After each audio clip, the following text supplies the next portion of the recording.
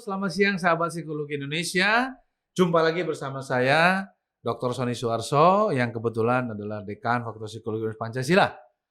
Selamat datang kembali di channel kita, Si Podcast Indonesia, kanal psikologi untuk bangsa. Yaitu sebuah media untuk memberikan informasi ataupun mendiskusikan hal-hal, yaitu fenomena-fenomena sosial maupun bisnis, ekonomi, politik, kepada semua pemirsa, khususnya komunitas psikologi. Saya kedatangan tamu yang luar biasa, seorang doktor di bidang psikologi yang bernama Dr. Bimo Wikantioso, psikolog. Bagaimana kabarnya nih Mas Bimo? Baik Pak, terima kasih atas kesempatan dan undangannya pada siang ini Pak. Sama-sama. Nah, ini kita akan membahas tentang apa nih Mas Bimo? Kalau nggak salah karena ada fenomena teman-teman sekalian bahwa sejak pandemi atau saat pandemi itu terjadi namanya Great Resignation. Betul Pak. Banyaknya orang mundur ya. Betul. Baik itu karena sendiri, karena maksudnya kemauan sendiri, Betul. atau karena kemauan perusahaan. Ya. Sehingga itu menjadi masalah. Betul. Akan pengangguran meningkat. Ya. Nah, apa yang mau dibahas dari situasi atau fenomena ini, Mas Bimo? Ya, sebetulnya itu kita mungkin perlu membahas ya, cukup aneh juga ya. Karena selama perjalanan pandemi kemarin, teorinya adalah orang itu kesulitan untuk menafkahi diri dan keluarganya. Tapi justru di level-level manajerial tertentu, itu kita jumpai bahwa banyak sekali manajer atau supervisor yang profesional ya, yang justru resign. Nah, ini kan cukup kontradiktif ya dengan kondisi yang katanya pandemi itu sulit gitu ya. Tapi ternyata banyak yang resign juga gitu. Artinya bukan karena efisiensi, tapi memang karena kesadaran diri untuk resign. Itu karena apa? Biasanya shifting ke wirausaha atau dia memang mendapatkan kesempatan yang lebih baik? Baik, memang ada beberapa pendekatan ya Pak. Jadi memang mau tidak mau ya, yang namanya kemarin pandemi itu kan memang disrupsi besar-besaran ya. Disrupsi besar-besaran itu kan memang membuat perilaku banyak perusahaan, konsumen, itu kan menyesuaikan dengan kondisi pandemi. Oke. Nah, terus dengan kondisi tersebut kan harus banyak terjadi penyesuaian. Dan kita tahu lah ya, yang namanya penyesuaian dalam waktu yang singkat itu adalah stresor tersendiri. Betul. Nah, mungkin stres-stres ini yang kadang-kadang tidak bisa kita kelola dengan baik. Baik dari sisi perusahaan maupun dari sisi individunya. Oke. Nah, menjelang pandemi ini sepertinya sudah mulai tidak jadi hot topic lagi, dan sepertinya orang sudah mulai beraktivitas kembali gitu ya. Nah, apakah dampak dari Great Resignation ini terhadap pasar tenaga kerja saat ini? Apakah teman-teman profesional itu masuk ke dalam dunia kerja kembali? Kemudian bagaimana tenaga kerja yang baru lulus dari universitas, termasuk dari Pancasila ini bisa bersaing dan compete dan dapat pekerjaan yang baik, sesuai dengan cita-citanya. Oke, gitu. Baiklah. Nah, kalau begitu kan jadi persoalannya apakah kalau Anda sejak tahun 2007 ya itu menekuni bidang psikotes online, konseling online ya, yang mungkin pada saat itu masih awal-awal ya, apakah itu akan menjawab isu ini? Ya, nah ini yang cukup saya anggap ini ya blessing in disguise ya Pak ya. Jadi artinya memang penerimaan terhadap teknologi dalam hal ini online pada bidang psikologi itu mau tidak mau jadi disrupsi gitu ya. Orang tadinya berpikir bahwa konseling kalau misalnya pakai video call itu sesuatu yang tidak etis, tidak berdampak, tidak ada manfaatnya, atau bahkan mungkin kalau melakukan assessment secara online tidak valid, tidak reliable, dan seterusnya. Nah, dengan kondisi pandemi, dipaksa. Gimana caranya jadi valid, gimana caranya jadi reliable, gimana caranya berdampak walaupun kondisinya adalah online, gitu sih Pak. Oke. Ada kajian-kajian nggak itu? Ada jurnal-jurnal yang membahas tentang itu belum? Ya, kalau misalnya dari jurnal sebetulnya cukup banyak ya, terutama tentang assessment online sendiri itu sudah sudah cukup banyak di negara maju. Mhm. Artinya mau dari Amerika maupun Uni Eropa itu Betul. udah sangat develop ya. Common lah ya. Dan body of knowledge-nya pun udah jadi gitu ya. Mhm. Bahkan termasuk tentang apa namanya, bagaimana bisa mengembangkan computer aided test gitu ya. Mhm. Jadi memang tes yang dibangun sedemikian rupanya dengan komputer, jadi lebih CAT itu ya, efisien. CAT itu ya. Dengan lebih efisien. Jadi kalau misalnya kita pakai katakanlah EPPS lah ya, 225 item gitu, mungkin karena sudah analisa respon berdasarkan komputer, keluarnya cuma 60 item. Seperti itu. Dan itu body of knowledge-nya udah jadi. Nah, yang cukup sedih dalam tanda kutip ya, ketika kita masuk ke era pandemi kemarin, kita nggak punya body of knowledge itu gitu ya. Jadi kita agak terseok-seok gitu ya, terkait dengan apa namanya, filosofinya, etiknya gitu betul. ya. Dan akhirnya ya sudah gitu, artinya ya online berjalan begitu. Cuma memindahkan saja gitu. Dan ya mungkin dengan kondisi yang ada saat ini, mungkin jadi kita punya katakanlah momentum ya untuk membuat supaya pemeriksaan atau intervensi psikologi secara online itu bisa menjadi sebuah kajian yang lebih fundamental dan ilmiah buat Indonesia. Betul, gitu. Yang kasih. Nah, ngomong-ngomong kan ini dokternya juga tahun ini ya, 2020. Ya baru setahun, Pak. Ya baru tahun baru setahun ya. Baru setahun. Nah, kan kalau nggak salah juga mencoba melihat tentang kaitan antara aspek-aspek kepribadian ya dengan berbagai macam teori dengan kesuksesan wirausaha. Bisa diceritain ya, agak mundur dikit nih. Bisa diceritain nggak dulu? 1 menit lah. Kira-kira apa tuh hasilnya? Oke, baik. Ya. Jadi kebetulan ini disertasinya itu memang tentang bagaimana, apa sih yang membedakan antara wirausaha yang berhasil dan tidak berhasil. Nah, karena memang kajiannya psikologi, berarti otomatis aspek psikologis apa sih yang membedakan antara wirausaha yang berhasil atau tidak berhasil. Nah, kadang-kadang kan kita punya beberapa point of view ya. Ada point of view dari sisi misalnya memang punya network yang baik, memang punya proses belajar yang baik, punya mentor yang baik dan seterusnya, itu dari aspek sosial, tapi juga ada yang dari aspek pribadi. Misalnya kepribadiannya, misalnya memang punya bakatnya dan seterusnya. Nah, jadi ada faktor environment, ada faktor personal. Betul. Nah, kebetulan disertasi saya memang fokus di personal, yang kepribadian dan yang sangat dalam atau sangat intimate, yaitu archetype atau motif-motif ketidaksadarannya. Nah, itu bisa awam kan, apa komunitas psikologi kan suka belum paham banget tuh ya. Itu gimana sih implementasinya itu gimana? Ya, implementasinya sebetulnya cukup bisa kita lihat sehari-hari ya. Kadang-kadang archetype itu bisa kita lihat sehari-hari. Jadi misalnya kita bisa lihat bahwa ada tokoh-tokoh superhero yang kita suka gitu ya. Kenapa sih kita lebih suka Batman ketimbang Superman? Padahal kalau misalnya kita lihat kan sebenarnya mereka sama-sama punya tragedi. Yang satu planetnya hancur, yang satu orang tuanya dibunuh gitu ya. Jadi memang ada aspek tertentu dalam diri kita yang membuat kita relate sama superhero tersebut gitu. Itu kan kisah. Superhero itu kisah gitu ya.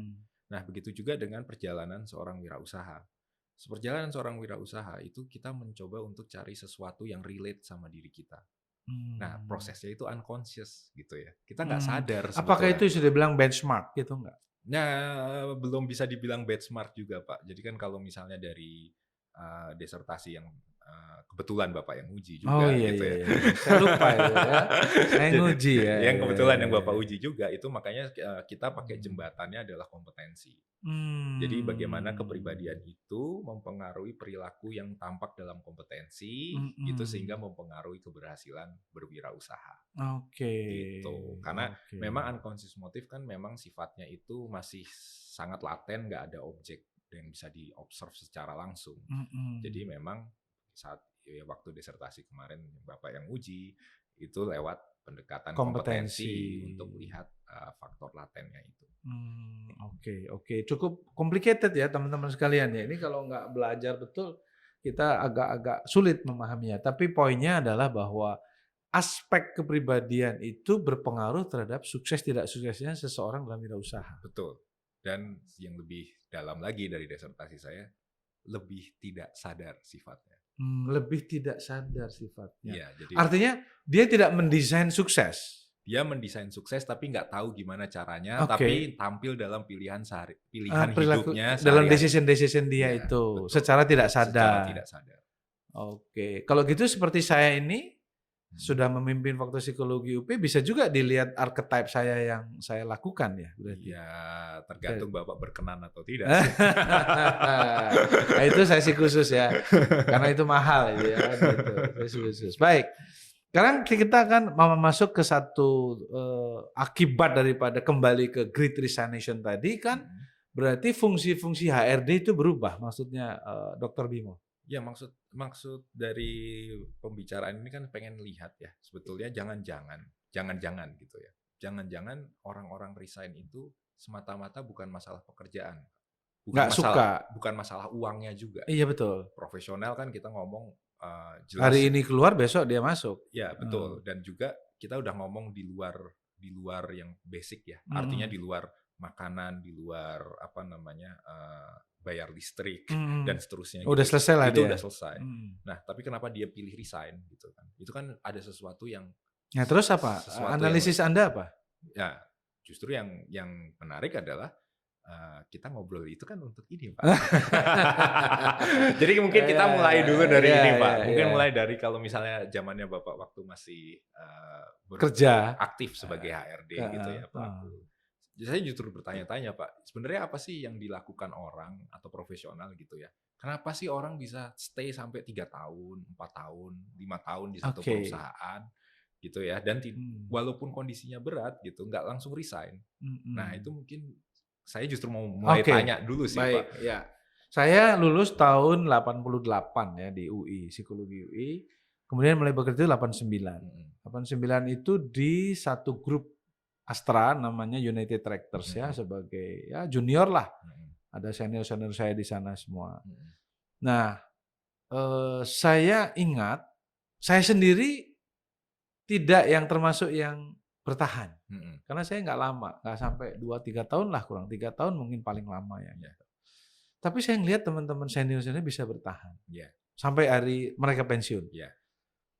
Nah, yang pertama zaman itu menurut saya pilihan-pilihannya nggak terlalu banyak.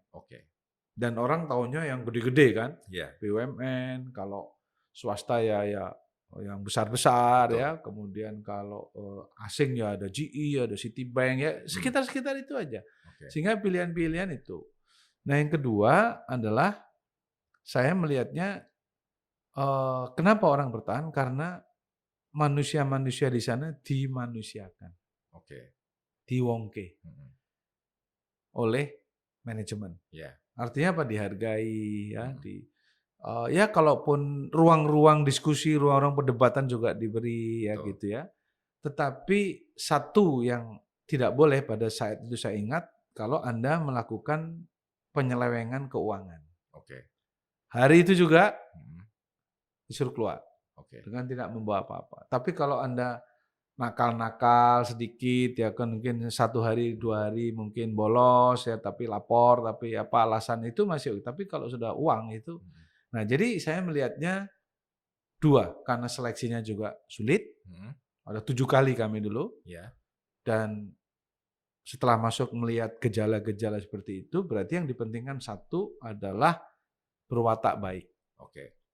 Ya kan? 2, berintegritas. Apa artinya? Antara yang dipikirkan, diucapkan, dan dikerjakan itu sama. Dan yang ketiga, kompeten. Jadi yang dicari kalau zaman saya nggak tahu, saya kira nggak beda jauh ya Bim ya, tapi maksud saya yang dipentingkan dulu watak baik, walaupun mungkin IQ nggak pintar-pintar amat, ya nggak hebat-hebat amat lah ya gitu. Dalam hal ini juga berintegritas, jujur, ya. Tapi kompeten di bidangnya. Nah, mungkin itu ya, itu yang zaman saya dulu ya. Pak, mohon maaf saya harus eksplor lebih jauh, Pak. Jadi maksudnya untuk dimanusiakan itu definisinya Bapak tuh? Diwongke itu maksud dalam bahasa Jawa ya, diwongke itu artinya dihargai sebagai manusia, itu artinya apa? Kebutuhan-kebutuhannya dipenuhi, ya kan? Misalnya ada makan siang, ya kan? Kemudian ada hak cuti, lalu bagaimana atasan berkomunikasi dengan dia, Betul. lalu dikembangkan, di-training, Mhm. kemudian pokoknya intinya dia betah gara-gara perlakuan lingkungan. Oke. Nah, Bahkan kesempatan untuk karir. Misalnya gini, "Kamu udah berapa lama?" 3 tahun, Pak. "Kok nggak naik-naik pangkat?" mhm, "Kapan kamu naik pangkat? Ayo dong, oke, jangan di sini aja dong." Gitu. Jadi kita tuh didorong malah, oke. dihargainya di situ, gitu. Ya. Nah, ini kan sebetulnya menurut menurut hemat, ya ini mungkin kita melempar ke teman-teman yang ada Heeh, di channel gitu ya, heeh. mungkin nanti di komennya mungkin bisa Oke, banyak yang oke, yang good. yang akan bicara gitu ya. Mhm, Kita tuh pengen lihat bahwa kenyataannya di tahun Bapak itu mhm. ada suatu kepastian bisnis. Bahwa Iya. ya kan artinya ketika saya bekerja 3 tahun, nggak naik-naik pun didorong Mhm, untuk naik gitu ya. mhm, Jadi ada mhm. suatu pengembangan karir di dalam Mhm. perusahaan itu Iya, sendiri. betul. Nah, ketika misalnya kondisi saat ini, yang sebelum pandemi saja gitu kan, Mhm, rata-rata profesional bekerja di satu perusahaan itu sangat jarang sampai 3 tahun. mhm, Gitu artinya cuma 1, 2 mmm, tahun kemudian dia pindah gitu ya. mhm, Nah, kecuali di perusahaan-perusahaan besar atau, mhm, BUMN yang Bapak ceritakan mhm, tadi gitu mhm, kan. mhm. Nah, ini kan sebenarnya juga suatu isu tersendiri gitu, artinya memang kesempatan untuk tumbuh bagi generasi yang saat ini jadi profesional itu sebetulnya terbatas gitu. Kesempatan untuk tumbuh di Mmm, dalam perusahaan, kecuali dia keluar dari mhm, perusahaan gitu kan. mhm, mhm. Nah, ketika pandemi datang gitu ya, berarti kan kesempatan bagi, mereka untuk tumbuh di dalam perusahaan sepertinya hilang Mhm, gitu kan, sehingga mereka memilih untuk keluar. Mengingat stresnya mmm, mungkin tinggi, mengingat karena atasan juga menuntut tinggi, mhm, karena pandemi semuanya harus serba cost efisien dan mhm, efektif, tapi juga nggak tahu besok akan terjadi seperti apa gitu kan. mhm. Jadi memang banyak sekali faktor yang membuat kemungkinan orang memilih untuk resign ketimbang dari harus tetap Bekerja. bekerja gitu. Iya, jadi, bisa iya, bisa enggak, tapi maksudnya saya gini, media massa itu juga sangat mempengaruhi gaya hidup daripada anak-anak muda sekarang. Betul, Pak. Dengan fenomena Crazy Rich ya, kemudian YouTuber gitu ya, Lah kita juga, Pak. gitu ya. Kita ada di sini. Iya, iya. Maksud saya, ya kami kan tidak dalam rangka untuk, mohon maaf misalnya untuk komersial lah ya gitu, Iya, kita untuk berbagi aja. betul justru. Tapi ada orang-orang yang, lihat di, media sosial itu hanya membuat konten saja bisa dapat duit. Betul, Pak. Sehingga anak-anak sekarang menurut saya tidak tahan menghadapi challenge gitu loh. Oke. Dibentak sedikit atau di-challenge sedikit atau dimarahin sedikit sudah baper gitu ya, kemudian ya maksudnya keluar gitu ya, Hmm. kemudian saya, hanya cuman buat konten aja bisa dapat duit miliaran, mengapa sih sulit-sulit, susah-susah dari pagi sampai malam ya kan dan Mhm. sebagainya kan mungkin ya. Iya, Artinya faktor media sosial hari ini juga sangat berpengaruh. iya. Tapi di satu sisi saya melihatnya, pola pendidikan juga, baik Mhm. pola pendidikan di kampus maupun pola pendidikan di rumah ya. Betul. Yang di mana dalam bahasa psikologi itu kurang diajarkan tentang resiliensi. Oke, Pak. Resiliensi ya, daya tahan. Bahwa kalau Anda dimarahin itu bukan personalnya yang dimarahin, tapi kerjaan Anda yang nggak bagus. Iya, Jadi substansinya, iya. bukan saya nggak suka sama Bimo karena bajunya atau karena rambutnya, tapi Mhm. kerjaan lu Bim gitu. Iya, Tapi secara personal gua nggak ada masalah. Nah, iya, kita tidak diajarkan untuk memisahkan hal-hal seperti itu. iya, Jadi Pak. seolah-olah kalau ada tekanan itu tekanan personal. Iya. Sehingga dia menjadi nggak tahan dan akhirnya keluar. Ini salah satu ya mungkin. Jadi mungkin soal tumbuh bisa juga, Mhm. tetapi tumbuh itu juga kan tergantung passion dia. Iya, betul, Pak. Kalau sejak awal kita memang nggak ada passion, Bim, contoh jadi dosen. Mhm. Mau tumbuh gimana? Ya kan? Lu passion-nya aja nggak di situ. Bagi teman-teman yang mau jadi dosen ya hati-hati ya. Kalau nggak ada passion lupakanlah, Lah hidup iya, susah. bener, bener, bener. Kenapa? Yang menderita itu diri kita sendiri. Iya, betul, Pak. Ya kan? Mhm. Kita sama mahasiswa jadi jutek, kita sama dosen juga akhirnya jadi nggak Berjarak gitu ya. berjarak. Itu pasti, Bim. Mhm. Dan itu perlu kita cermati sehingga kepada adik-adik yang masih mahasiswa dan sedang pencakar nih ya, mencari kerja ini, Mhm. justru kalau ini bukan passion Anda mikir ulang deh. Iya, Ini menurut saya, gimana betul. menurut kamu? Ya, itu sebenarnya ada poin-poin yang menurut saya cukup menarik ya, Pak, ya. Di sini kan Bapak melihat kan bahwa ada peran sosial media di sini ya. Nah, sosial media itu kan membangun ekspektasi, Pak. Iya. Nah, ekspektasi terkait Crazy Rich dan seterusnya itu mungkin salah satu yang men-trigger orang, untuk keluar. Iya, jadi artinya saya cuman kerja dari pagi sampai malam digaji Iya, segini, iya. kapan saya bisa hidup kayak gitu kan? Iya. Betul. Dan saya pikir juga paradigmanya harus mungkin bergeser ya. Yang sebagai kalau Robert Kiyosaki itu kan 4 cash flow kuadran itu Betul, kan. Nah, betul. mungkin sekarang tren untuk wirausaha juga semakin meningkat, Bim. Iya. Mungkin mandiri, nggak mau Betul. diatur ya kan, mau bangun siang, mau bangun begadang, itu saya lihat anak-anak sekarang seperti itu, terutama anak saya lah ya gitu. Dan mereka sudah mulai walaupun baru semester 1, semester 2 kayak ini kan, Topik, Bram ini sudah mulai bisa mandiri, menghasil. Bahkan sekarang ada 2 tren, kerja juga, tapi nyambi juga. Oke. Tapi dapat 2 nih. Untuk kepastian hidup tadi gaji. Iya. Ya kan? Walaupun mungkin cukuplah buat hidup tadi, bayar listrik, bayar air, buat kos kan gitu, Bim. Betul.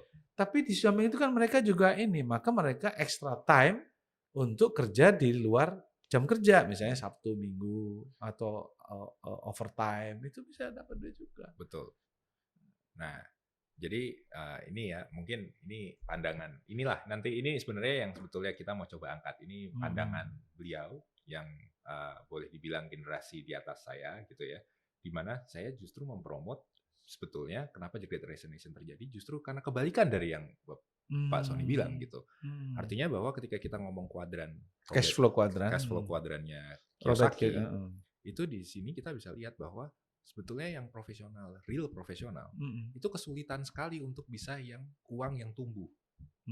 Karena kalau misalnya kita perhatikan kan, ketika kita ngomong gaji ya, dia sudah habis misalnya ya untuk bayar cicilan rumah, cicilan mobil, gitu ya. Terus habis itu biaya sekolah anak yang makin tinggi, dan terus habis itu belum lagi ketika ketika pandemi itu makin sulit gitu kan. Nah sehingga kan pertanyaannya adalah apakah worth it ini semua gitu? Apakah ini masih punya makna ini semua? Ya, gitu meaning kan? of work-nya ya. Meaning of work-nya dapat nggak gitu kan? Nah makanya mendadak kita sebagai yang belajar psikologi atau aktif di bidang psikologi, kita jadi mendadak jadi kaget bahwa oh ternyata orang-orang menjadi isu kesehatan mental menjadi isu nih saat ini, padahal selama sebelum pandemi kita teriak-teriak terkait kesehatan mental nggak ada yang gubris, gitu kan? Nah jadinya mungkin Great Resignation ini adalah salah satu fenomena terkait bahwa memang isu kesehatan mental, bahwa pekerjaan itu sudah tidak lagi menunjang kesehatan mental teman-teman profesional gitu. Saya setuju karena menurut pandangan saya seharusnya sejak zaman dulu, tetapi tidak diperhatikan, tapi sekarang harusnya juga sudah mulai. Itu harusnya kan gini, Bim. Masuk sehat, keluar sehat. Ya. Oke. Ya dong. Apalagi bicara kesehatan mental, apalagi fisik ya. Yang terjadi adalah selama bertahun-tahun orang masuk sehat. Karena harus prodia dulu, harus tes kesehatan kan. Apalagi di perusahaan-perusahaan besar itu harus tes. Ada sedikit aja nggak bisa masuk tuh, beresin dulu tuh. Masuklah kita. Kita kerja keras. Dengan segala macam itu ya, fasilitas, nabung sebagainya. Pensiun, sakit-sakitan. Sehingga hasil dari yang dikumpulkan tadi habis untuk buat kesehatan lagi. Ya kan? Sehingga kalau lihat kita tren asuransi dan biaya kesehatan itu makin hari makin meningkat.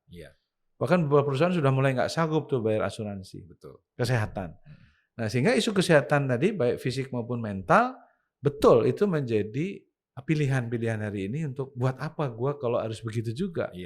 Ya kan? Nah sehingga seharusnya masuk sehat, kerja sehat, keluar sehat. Kan begitu. Setuju, Pak. Nah sehingga di mana prosesnya? Di proses persoalannya. Saya setuju. Di proses itu dia mana? Ya iklim organisasi, cara berkomunikasi, ya kan? Perlakuan atasan pada bawahan, kan gitu kan Bim? Cara memimpin. Nah itu kan berarti kan apa? Mewongke tadi itu. Saya setuju Pak. Nah oleh karena itu mungkin kita harus mulai juga melihat bahwa kadang-kadang perusahaan-perusahaan baru yang tumbuh zaman-zaman startup nih ya. Kadang-kadang memang tidak memikirkan itu. Pasti. Jadi artinya proses manusia sebagai faktor produksi. Waduh. Ah, Ya, ya. iya. Betul, betul. Jadi artinya kan proses-proses tersebut jadi kayaknya kurang diperhatikan. Iya. Jadi bagaimana merekrut sehat gitu Iya. ya. Kadang-kadang kita cuma mengandalkan wawancara. Rasanya cocok sama Iya. orang, sama interviewernya, Iya, cocok iya. sama bosnya, udah langsung kerja. Iya, iya. Gitu kan. Iya. Terus habis itu terkait dengan seperti apa orang-orang yang di dalamnya itu kita juga nggak terlalu mention gitu ya. Iya. Karena memang yang namanya budaya bekerja gitu kan memang tidak sesuatu yang objektif. Dia objektif tapi imaterial. Jadi kita intangible. Jadi kita bisa rasain rame-rame tapi nggak ada bendanya gitu. Iya, iya. Nah, kan yang justru yang cukup aneh adalah perusahaan-perusahaan dulu atau perusahaan-perusahaan ketika Bapak masih aktif di dunia HR itu sangat diperhatikan kan. Bagaimana mekanisme-mekanisme kayak foto-foto dipasang. Ya hero-hero tadi Hero-hero tadi dipasang, terus habis itu bagaimana seorang pemimpin harus berpakaian karena itu memberikan suatu perasaan tertentu bagi bawahannya dan seterusnya ya. Itu kan jadi nggak diperhatiin saat ini gitu. Tapi kan bukan berarti itu tidak bisa kita ukur. Jadi budaya itu tidak bisa berarti nggak bisa kita manifestasikan ke dalam angka objektif. Bisa. Itu bisa. Gitu. Nah, cuman kan dulu kan menjelang sebelum pandemi itu jadi nggak isu, Pak. Karena toh juga ujung-ujungnya orang pada keluar masuk aja gitu kan. Yang Bapak bilang seperti faktor produksi tadi kan. Nah, ya udah gitu artinya memang proses rekrutmen nggak diperhatikan, bagaimana organisasi itu secara yang tidak tangible tadi, yang imaterial tadi tidak diperhatikan juga, ya keluarnya juga penuh dengan rasa kecewa, sakit ya, hati, iya. capek dan seterusnya. Betul. Nah mungkin kita tuh bisa mulai dari sini. Bagaimana sih ketika disrupsi pandemi ini mulai muncul gitu, bagaimana kita membangun sebuah proses psikologis atau proses kesehatan mental yang prosesnya itu dengan bantuan teknologi jadi lebih mudah gitu ya. Jadi lebih mudah, praktis, tidak merepotkan HR gitu ya. Dan bisa dilakukan oleh semua perusahaan karena skalanya masif ya, gitu. Jadi tidak membebani sekali gitu ya. Karena kalau misalnya perusahaan kayak yang Bapak bilang, grup yang Bapak bilang tes sampai 7 kali, itu kan udah sampai bikin departemen tersendiri, itu udah cost tersendiri.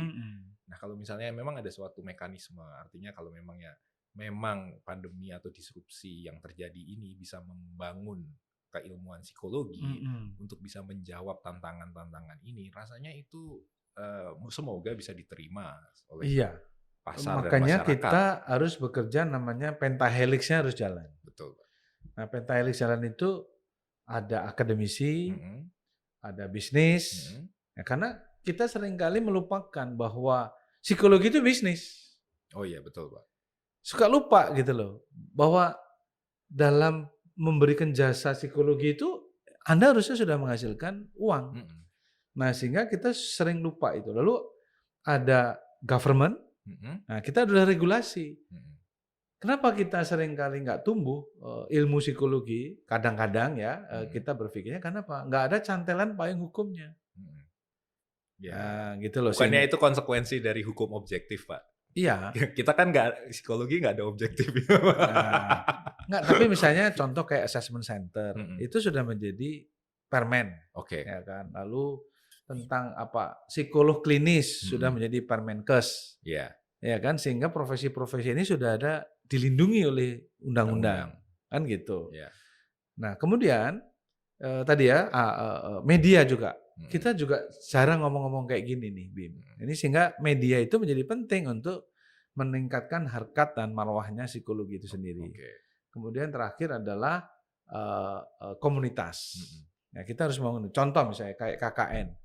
Kalau teman-teman teknik sipil bangun jembatan, ya kan? Kuliah kerja nyata. Saya pikir KKN itu iya, bukan. Kuliah kerja nyata ya, bikin jalan ya. Nah kalau psikologi mau ngapain? Walaupun suka ngarang-ngarang, bikin capacity building lah, outbound lah, tapi setelah itu mereka nggak membekas. Nah dalam hal ini mungkin nggak sih kita itu membuat satu program ya yang sustain, yang sebelum kami masuk mereka nggak sehat secara mental. Tapi setelah 6 bulan kami di sana, mereka sekarang lebih happy, lebih ceria, lebih menemukan makna hidup. Itu namanya kampung apa, di mana, desa mana. Itu kerjaan anak psikologi tuh. Kita belum sampai ke sana yang lu bilang tadi, pengukuran tadi, Bim. Gitu. Nah, sehingga menurut pandangan saya, dengan disrupsi dan great resignation ini, maka fungsi HRD, khususnya recruitment dan selection, harus memiliki strategi yang berbeda dengan zaman saya. Iya, memang Pak, karena memang dengan kondisi sekarang itu kan jadinya orang masuk lagi ke pasar tenaga kerja kan juga mikir-mikir ya. Mikir-mikir tuh artinya kecuali tabungannya habis. Iya. Kecuali tabungannya habis ya, ngapain Terpaksa.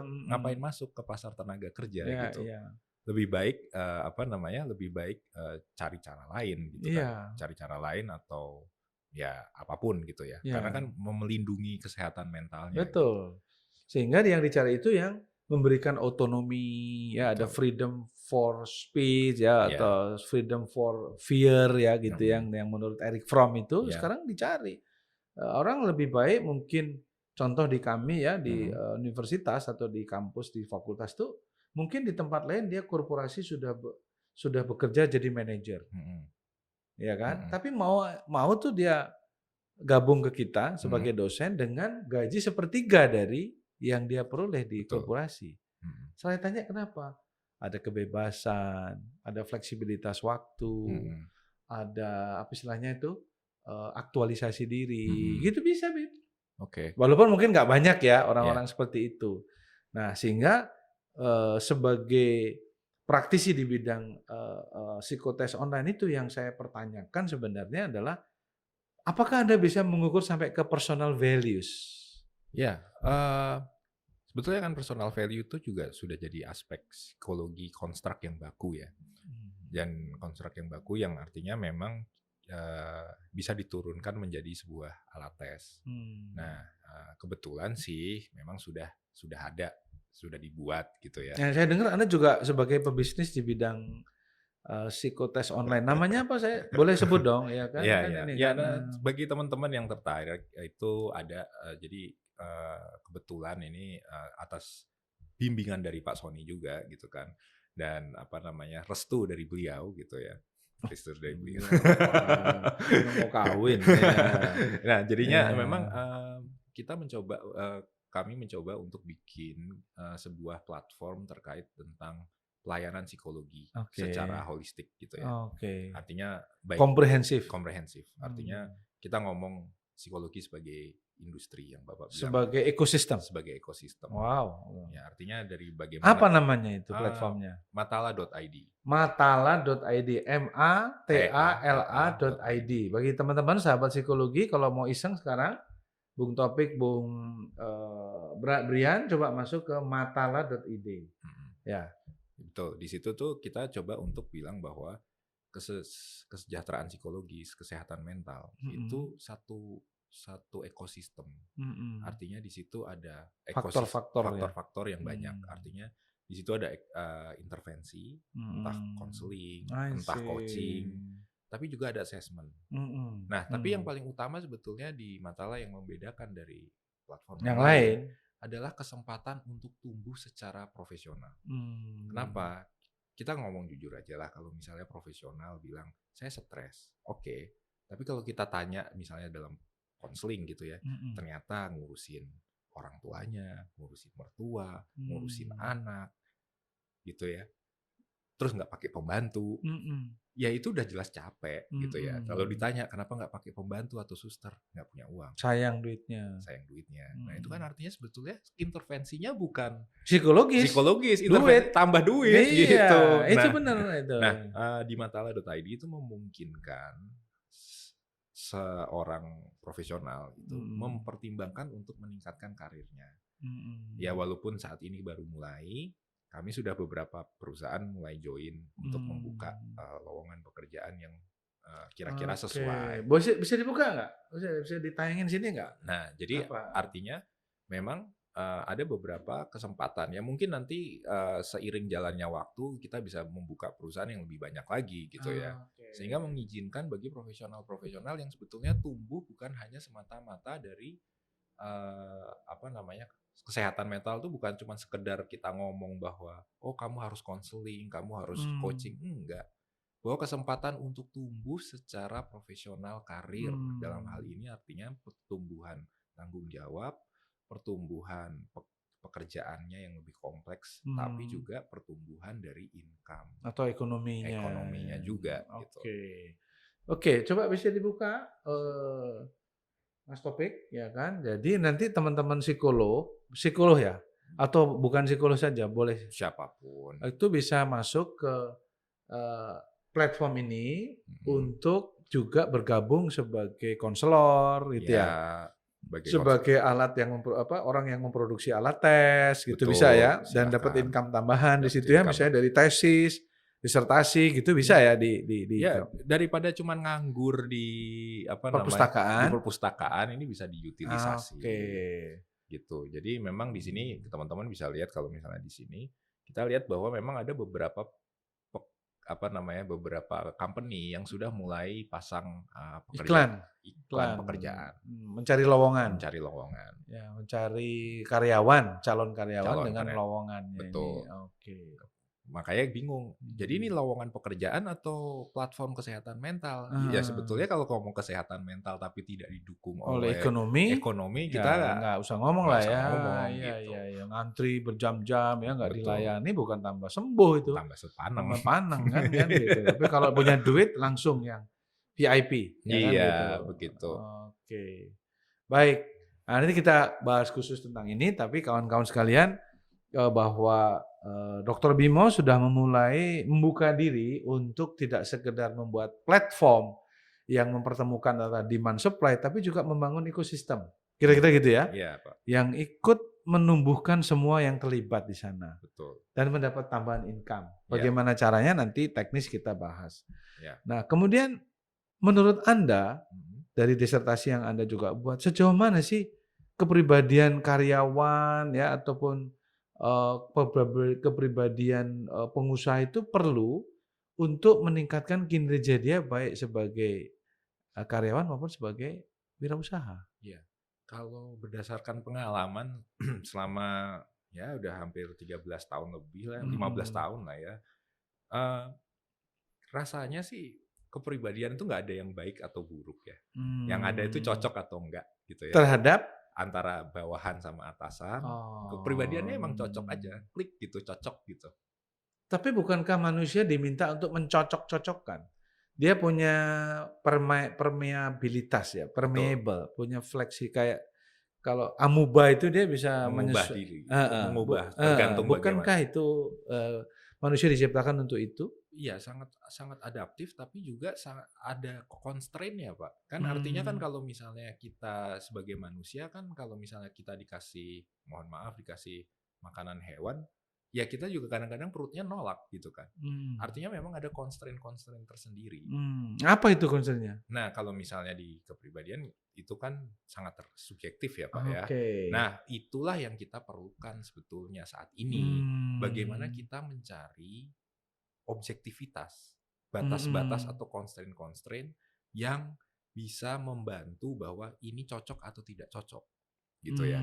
Artinya misalnya orang, tadi yang Bapak sempat sebut sedikit terkait masalah disinggung sedikit marah, gitu ya, kecewa, gitu ya. Padahal disinggung itu kan pekerjaan ya, bukan orangnya. Nah, definisi sedikit itu berapa, Pak? Susah itu. Iya kan, artinya kita mencocokkan itu ke data yang mana gitu. Nah, artinya kita sebagai psikolog itu seharusnya membantu masyarakat untuk membilang sedikit itu angkanya tuh sekian. Sehingga jadi kalau orang angkanya di bawah sedikit tadi, berarti dia udah pasti nggak cocok aja. Gitu. Tapi kalau angkanya padahal di atas, kan kecocokan kan nggak mungkin 100% kongruen kan gitu. Tidak pasti kongruen. Ya pas kongruen kan tuh persis kan, nggak pasti ada irisan-irisan yang justru dalam teori psikologi yang namanya individual differences itu pasti ada. Betul Pak, tapi kan kalau bisa kan irisannya jangan sampai begini banget gitu, tapi agak-agak nyatu gitu loh. Jadi itu yang susah ya. Iya, jadi memang disinilah perannya HRD Iya, gitu. iya. Saya pikir HRD yang baik itu adalah HRD yang bisa mengkongruenkan antara karyawan dengan organisasinya, atau antar karyawan sendiri, Itu. antara bawahan dengan atasan, Iya, iya. gitu. Semacam ada benchmark ya, misalnya kalau Betul. komunitas itu kayak gini, orang seperti ini kira-kira bisa cocok nggak sama Betul. ini? Betul, Pak. Ya kan? Kalau ini kolam ikan, kolam besar gitu, kalau ikannya kayak gini kira-kira bakal hidup nggak dengan kolam yang sudah kayak gitu? Iya, benar sebagai sekali, culture Pak. ya. Tadi kan Anda bilang sebagai corporate culture kan gitu ya.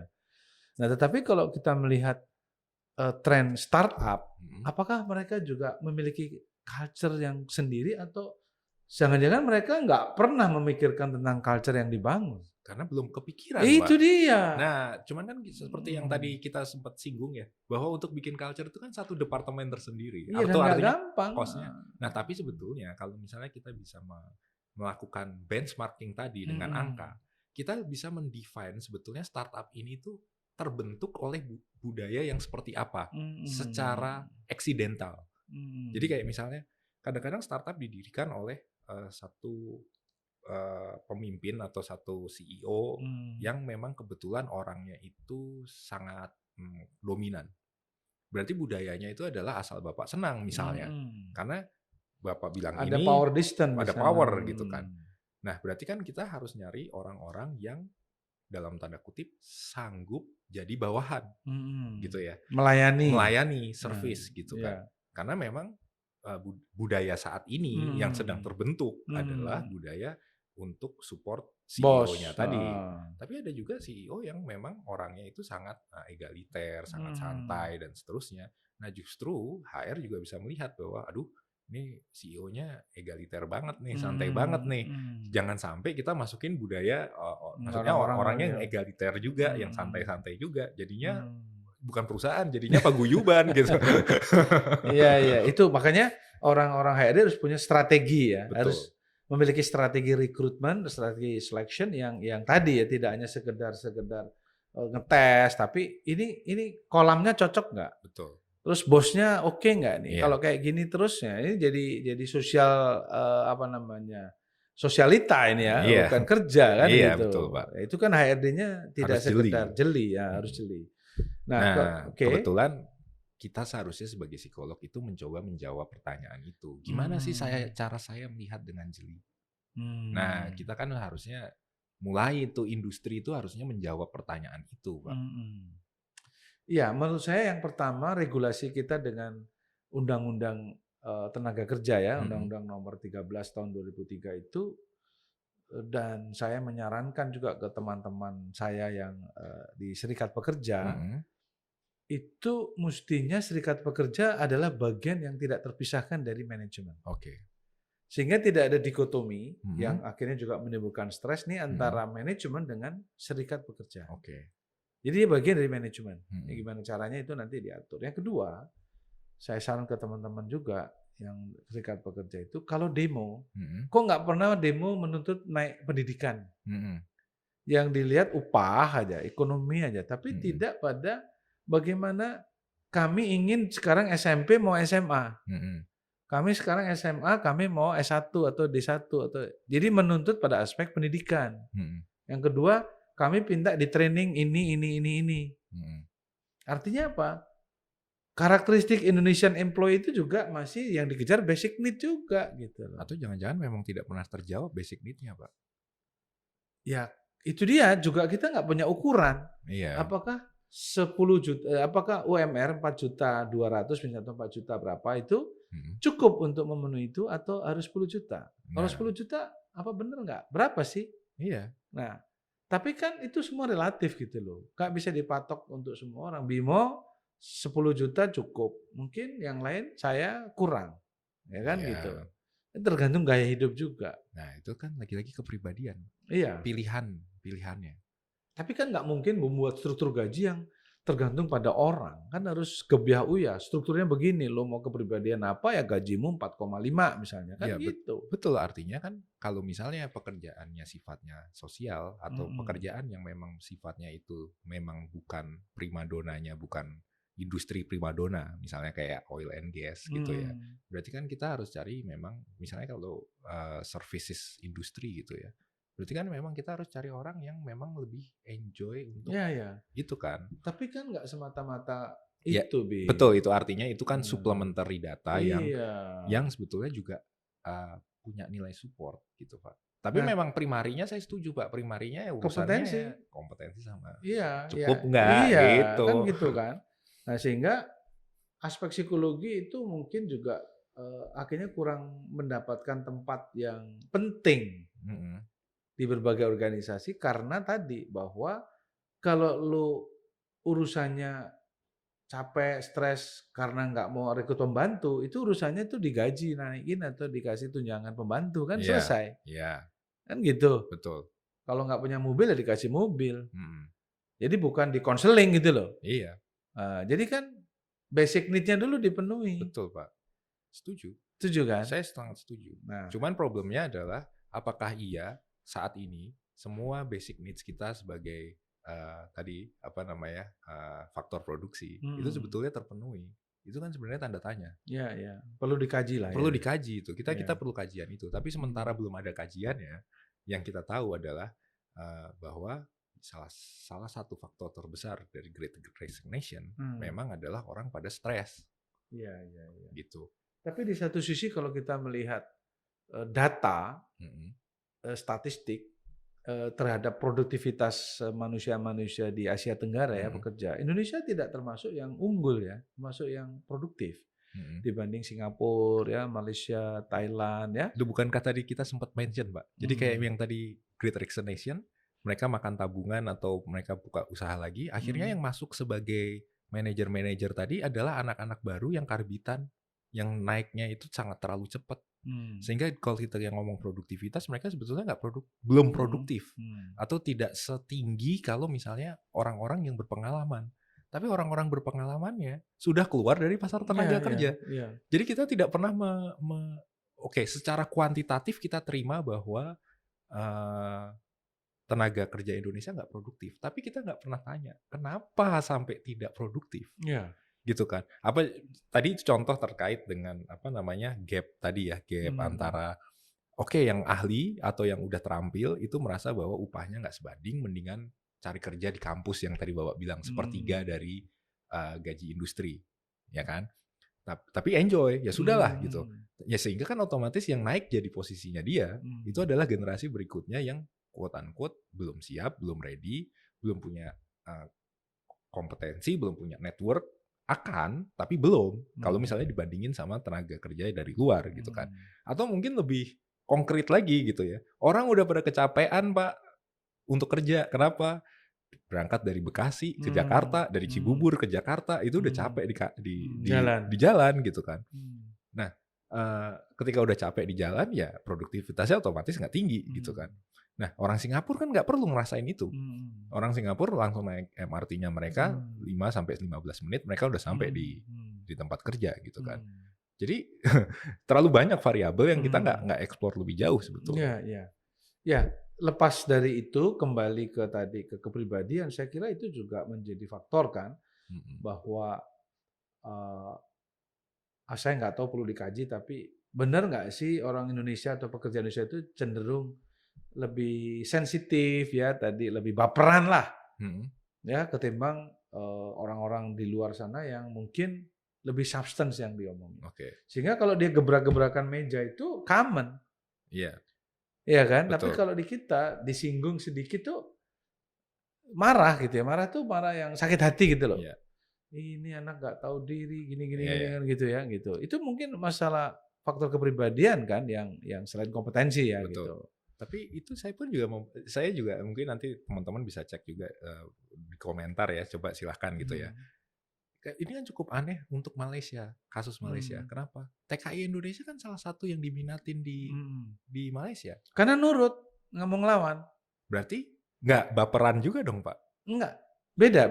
Iya, beda. Pada level blue collar banyak disukai ya. Itu karena apa? Karena nerimo. Nah, bojaran nerimo itu ya udah ya gitu. Kadang-kadang nggak dibayar bulan ini, bulan depan. Tuh masih mau terima gitu loh, pekerja di bawah.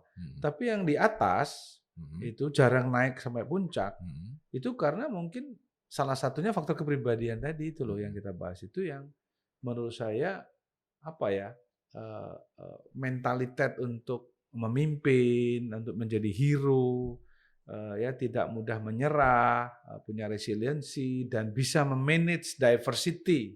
Nah, kita ini harusnya nggak perlu belajar tentang how to manage diversity karena bangsa ini bangsa yang diverse. Dan itu sesuai dengan penelitiannya Prof. Hana. Kalau Iya. kalau Pak Sony tertarik dan apa namanya pemirsa tertarik gitu ya, itu ada penelitian dari Profesor dari Atmajaya juga, Ibu Hana Panggabean, itu juga membedakan antara apa namanya eksekutif yang dari Chinese sama eksekutif dari Indonesia. Dan yang betul yang Bapak bilang tadi gitu, bahwa dari penelitiannya beliau itu ditunjukkan bahwa yang membuat eksekutif di Indonesia punya power lebih dibandingkan dari yang dari mainland itu adalah kemampuan untuk melihat diversity manusianya. Dan lagi-lagi kepribadiannya yang mempengaruhi. Tapi lagi-lagi kepribadian kan kompleks ya, itu dinamika antara budayanya juga. Betul. Tapi yang saya pasti tahu adalah orang Indonesia yang Bapak bilang itu sebenarnya ya nggak juga gitu. Kenapa? Karena banyak juga tenaga ahli yang kerja di Singapura atau profesional yang kerja di Singapura di Indonesia pun juga sukses. Nah, saya pikir itu bukan masalah orangnya, tapi bagaimana budaya yang ada di apa namanya company yang beroperasi di Indonesia itu berbeda dengan budaya yang profesi di Singapura. Karena banyak kok yang sukses juga di Singapura. Baik. Nah, jadi terkait dengan kepribadian tadi ya saya ada 3 kan sebenarnya dari dulu sama sih ya Bim, ada kepribadian, integritas, lalu ada kompetensi, ada pengetahuan umum dan lain-lain sebagainya itu menurut saya nggak ada bedanya, cuma mediumnya saja yang berbeda. Betul. Itu satu, yang kedua tentu cohort ya, cohort itu apa ya, generasi itu memang beda-beda. Betul. Anak-anak kita sekarang mungkin ya yang mungkin masih SD, SMP itu sejak lahir sudah disuguhi dengan gadget, dengan internet, dengan macam-macam ya, yang berbeda dengan zaman saya lah dulu gitu. Nah, oleh karena itu saya pikir ke depan itu memang kepribadian penting, kompetensi penting, tapi juga penguasaan teknologi ini menjadi penting. Dan yang paling utama adalah kesadaran bagaimana dinamika teknologi mempengaruhi dirinya sendiri. Kadang kita nggak sadar bahwa pilihan-pilihan kita itu kan ditentukan dari medsos. Medsosnya saya sama medsosnya Bapak isinya beda. Betul. Sehingga minat saya sama minatnya Bapak mungkin jadi beda. Betul. Nah, kalau begitu maka kan sebenarnya psikologi tidak boleh atau tidak bisa melihat dari perspektifnya dia sendiri. Karena dia harus multidisiplin kan, mesti interdisiplin juga melihat dari ilmu lain. Di mana psikologi juga ada di sana. Misalnya psikologi ekonomi, psikologi politik, ya psikologi kewirausahaan, psikologi macam. Jadi mungkin itu maksud saya. Dan mungkin kita lebih baik kita membuka diri untuk berkolaborasi dengan banyak keilmuan yang lain, sehingga kita bisa memberikan manfaat lebih bagi masyarakat. Jadi psikologi jangan silo gitu loh, tapi bisa melihat angle-angle dari disiplin lain yang ada psikologinya. Betul, Pak.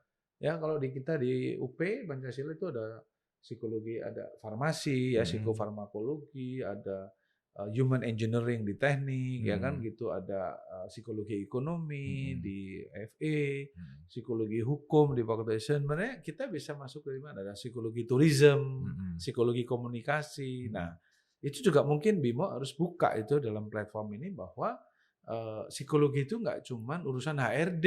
Betul, Pak. Tapi juga Anda bisa berkecimpung di dunia politik, dunia bahkan ada forest healing hari ini ya. Jadi tahu dong harus kehutanan itu harus tahu dong apa ya kan. Kemudian ada bagaimana anak-anak muda mau jadi volunteer untuk membersihkan sampah ya kan gitu. Di environmental psychology gitu-gitu kan harusnya lebih luas ilmu kita ini. Benar nggak? Ya, saking luasnya jadi kelihatannya semuanya masuk, jadinya kelihatannya tidak fokus dan tidak berdampaknya. Dan mungkin itulah ya itu sifatnya memang. Lalu bagaimana cara ngecek kepribadian atau karakter orang itu cocok apa nggak cocok dengan komunitas di company itu gimana? Dia sendiri kan harus cek ini cocok nggak ya gua? selain dia dites itu, Mm-mm. ada nggak caranya itu mengecek? Ya salah satu yang biasa dilakukan dulu di perusahaan-perusahaan kan karena semua yang direkrut itu juga di-assess, Mm-mm. makanya kan jadi mereka punya database terkait orang-orang yang bekerja di dalamnya. Mm-mm. Nah, begitu juga dengan kalau misalnya dengan kondisi saat ini, kan ada baiknya kita punya track record orang-orang yang masuk ke dalamnya. Mm-mm. Nah, mungkin tidak dilakukan karena mungkin biayanya mahal atau terlalu merepotkan karena makan waktu dan seterusnya. Nah, makanya platform ini dicoba untuk dibuat untuk mengatasi masalah-masalah tersebut. Oke. Intinya adalah berusaha untuk mendapatkan benefit seperti perusahaan-perusahaan dulu, tapi dengan cara saat ini yang ringkes dan cepat gitu. Oke. Dengan beban yang tidak sebesar perusahaan dulu kan Oke, gitu. jadi kayak outsourcing gitu ya? Iya, gampangnya begitulah. Meng-outsourcing-kan fungsi HRD yang selama ini dan menjadi beban, menjadi cost center, Betul. dipindahkan ke platform ini. Iya, biar gitu. sederhana lah. Oke, bisa cerita sedikit apa itu platformnya, lalu gimana, ada fitur-fiturnya apa aja gitu? Ya, fiturnya sih sebetulnya sangat basic ya Pak ya. Hmm. Basic itu artinya semua kegiatan psikologis dari intervensi, yang tadi pelatihan, kemudian coaching, kemudian konseling, itu dilakukan via online. Dan itu kan sekarang jadi hal yang wajar ya. Ketika pelatihan-pelatihan itu sering dilakukan secara online, itu wajar. Oke, judulnya ini ya. Nah itu kita lihat dari service dan solution-nya, bisa dilihat. Service dan solution. Di service dan solution itu yang bawah itu ada people analytic partner. Nah di sini nih ada salah satu unggulannya, Read More di people analytic partner. Read More. Pilih yang Read More. Nah habis itu kita next aja lah. Keren sekali ya. Ya di sini dijelasin lah panjang lebarnya. Nah di sini kita juga kita punya beberapa alat tes gitu ya. Di sini dari kemampuan kognitif, kepribadian, peran dalam tim, kemudian kepribadian. Lengkap sekali ya. Kebetulan ada 9 sih. 9 yang baru ini ya. Yang kebetulan sudah lolos uji psikometri. Wow. Gitu ya. Jadi alat tes ini betul-betul dibuat sendiri, diuji. Betul. Oleh seberapa sampel? Kurang lebih 1.000. 1.000. Lalu secara psikometri diuji, baru dimasukkan sini. Betul. Jadi nggak sembarangan. Ya nggak sembarangan lah, bisa dipukulin orang Pak. Saya lihat banyak juga platform yang seperti itu, Bim, yang cuma ngambil kemudian mindahin dari itu ke situ gitu. Memang kan tadi kan disrupsi tadi Pak. Karena memang tadi kita terkait dengan masalah pandemi tadi kan otomatis kan assessment gimana caranya biar online. Sehingga orang biasanya langsung aja dipindah gitu kan.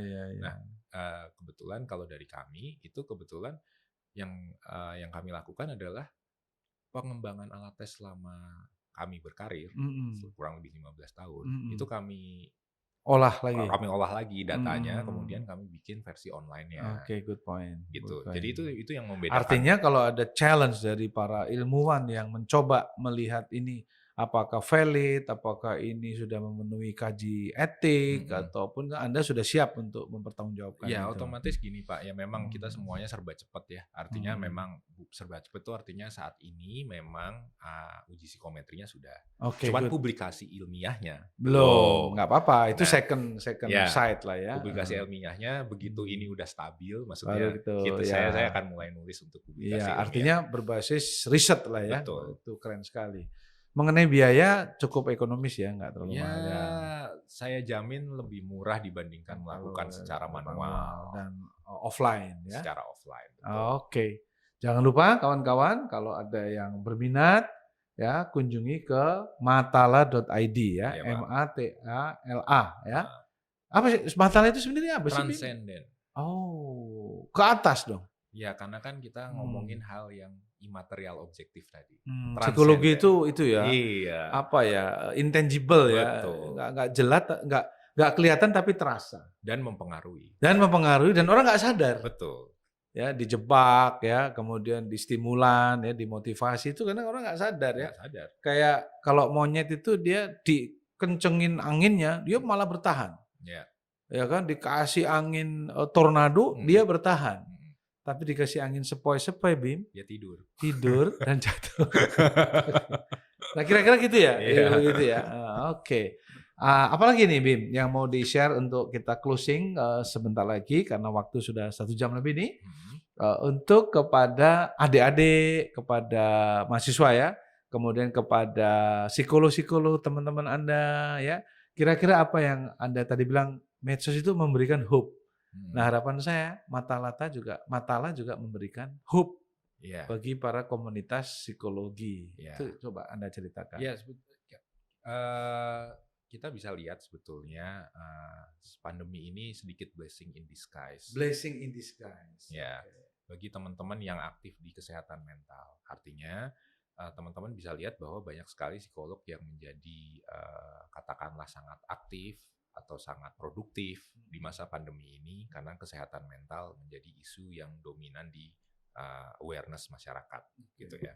Nah, akankah lebih baik gitu ya kalau misalnya bagi komunitas psikologi memanfaatkan kondisi ini untuk mencoba menerapkan prinsip-prinsip psikologi dalam membantu kegiatan masyarakat atau produktivitas masyarakat pasca pandemi. Wow. Gitu kan, dengan cara-cara yang bisa diterima masyarakat pasca pandemi. Oke. Gitu ya. Dengan apa new normal ya. New normal New ini normal. gitu. Salah satunya new normalnya adalah menggunakan online sebagai media. Oke. Salah satunya gitu kan. Oke. Tapi kan apakah nanti ada media lain mungkin metaverse mungkin apa. Ya. Ya kita kan nggak tahu gitu ya. Tapi dari segi kaji etiknya oke ya. Maksudnya bisa lolos dari kaji etik. Ya kita sebenarnya belum tahu kalau metaverse ya Pak ya. Oh enggak. Tapi kalau alat tes online itu kan secara etika baik perusahaan di negara maju itu sudah seperti hal yang biasa dilakukan. Yang repot di Indonesia memang belum ada aturannya. Belum banyak juga yang meneliti. Oke. Tapi saya pikir Dr. Bimo juga sudah memulai dengan satu hal yang baik dan benar ya gitu. Jadi benar biar jangan saya yang nilai lah, semoga langit yang nilai. Enggak, maksud saya gini. Jangan sampai kita membuat alat atau satu platform alat ukur psikologi yang sebenarnya pertanggungjawaban ilmiahnya itu dipertanyakan, ya, Pak. Ya kan?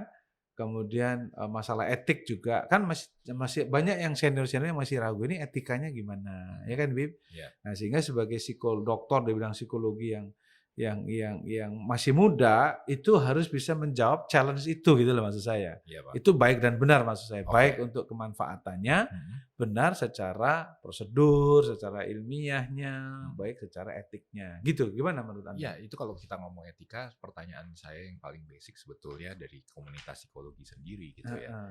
Bagaimana kita bisa membangun suatu mekanisme etis, batasan etis seorang psikolog itu yang secara konsekuen itu maksudnya secara konsisten gitu ya. Ada suatu mekanisme tersendiri gitu. Artinya gini, karena ketika kita ngomong etis nggak etis ya, saya justru ini bukan yang membuka diskusi lebih jauh, tapi ini justru pertanyaannya sendiri itu ketika kita ngetes kandidat masuk karyawan itu bukankah itu sebagai sebuah dikotomi ya? Padahal kita itu kan berusaha untuk inklusivitas. Nah itu kan sebenarnya pertanyaan etis baru sebetulnya. Tapi kan kita belum pernah kita membahas ini. Bahkan laporannya pesertanya nggak boleh dapat ya. Iya, gitu. betul. Hanya yang pemilik perusahaan yang boleh. Itu kan juga pertanyaan ya gitu. Oke. Baik. Saya pikir waktu kita mungkin itu PR-nya buat PR Bapak ya, gitu ya. Buat Bapak gitu ya, yang mungkin lebih senior bagaimana supaya bisa ada komite etik yang memang khusus untuk psikotes online dan konsisten dan jelas ya, clear and clean gitu ya. Dan tidak ada konflik of interest gitu ya atas hal seperti itu. Oke. Sahabat psikologi, kita sudah hampir 1 jam nih lebih berbincang-bincang dengan Dr. Bimo, lengkapnya Dr. Bimo Wikantioso, psikolog yang mencoba untuk membangun sebuah platform psikologi, tes psikologi melalui matala.id yang benar dan baik, ya, sesuai dengan kaidah keilmuan. Sesuai dengan kaidah keilmuan dan tidak melanggar etika tentunya ya. Dan tentunya etika pun juga harus dikembangkan dalam konteks kekinian. Betul. Ya. Dan harus mempertanyakan terus gitu. Saya kira itulah tugas ilmu ya gitu. Dan pendekatannya jangan silo tapi jadi bisa melihat dari angle disiplin ilmu lainnya sehingga psikologi lebih bermanfaat bagi umat manusia. Amin. Gitu ya. Terutama umat manusia di Indonesia. Terutama di Indonesia. Oke, sukses Dr. Bimo. Terima kasih atas karya-karyanya. Terima kasih Dr. Sony. Terima kasih atas undangannya. Semoga selalu lancar dalam semua kegiatannya. Amin. Dan selamat menunaikan ibadah puasa Dan sampai ketemu lagi, sampai jumpa lagi di channel Si Podcast Indonesia dalam topik-topik yang lebih menarik bersama narasumber yang lain, termasuk akan Dr. Bimo juga kita undang lagi yang lebih memberikan pencerahan dan manfaat bagi masyarakat Indonesia. Terima kasih, sampai jumpa. Salam Pancasila, merdeka. Merdeka. Makasih. Makasih ya.